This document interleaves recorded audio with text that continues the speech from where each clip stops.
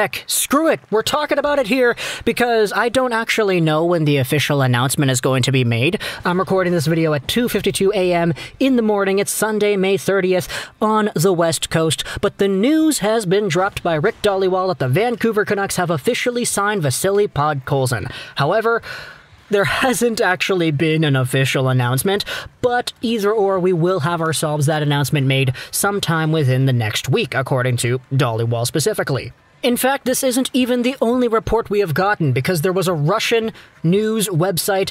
You know how I've always loved the Russian hockey tabloid websites because they have so many interesting stories to go about. They published an article talking about how, as it became known to Sport Express, the striker of the Russian national team and SKA, Vasily Podkolzin, has signed a 3-year ELC contract with Vancouver, they put it in the quotes. This is actually from Reddit, but I will leave a link in the description to the article wherein this information was shared out. Of course, it's from the Russian news outlet, so it's not really the most, direct thing, I guess, but it is something that was here, that was published a little bit before Dhaliwal's tweet as well. So, we have no real reason to doubt the idea of Vasily Podkolzin not actually being signed. If you're brand new, though, you don't know who this guy is, oh, the Canucks got a new player, what's he about? Let's go over the quick scouting report over here. If you liked Nils Höglander and what he did as a rookie in the NHL in 2020-2021, hey, you're really gonna like Podkolzin. This guy, 19 years old, born in June of 2001, 6'4", 203 pounds. I don't really know if he's 6'4". I think he might just be 6'1". We'll see how exactly that measures up when he makes his way over to the NHL.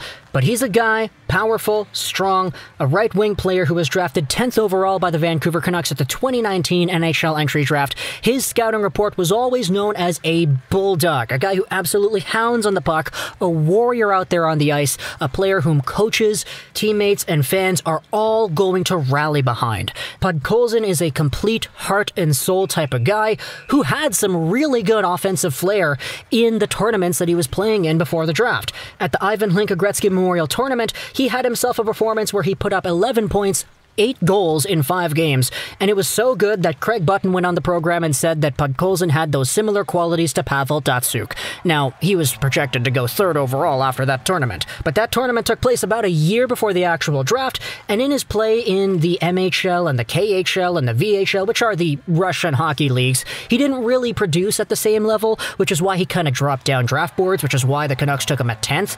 In this most recent season, though, 11 points, 16 games played in the KHL playoffs when they needed this guy the most. They relied on him, he put up points, and they actually gave him minutes because that was one of the bigger problems throughout this season, that they weren't playing him because they knew he was going to go to Vancouver after the season was going to wrap up. Who would have thunk it? Russian hockey teams don't really care about developing prospects, they care more about helping them win. But for Podkolzin, he was out there suiting up for different versions of Team Russia. He was playing over there for the Karjala Cup as the captain of that squad. He also was on the World Junior team. Pretty alright production, not the best in the world, but certainly notable as well. The Russian team at the World Juniors was just kind of weird overall. I don't really want to think that this is an accurate reflection of their talent, but either or.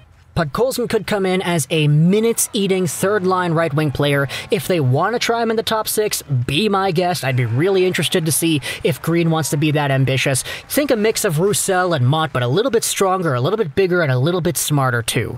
We'll see what he becomes at the NHL level, but for now it appears that he has signed his contract. Talk to me in the comments if you enjoyed this Richard Scrolls 99. And bye.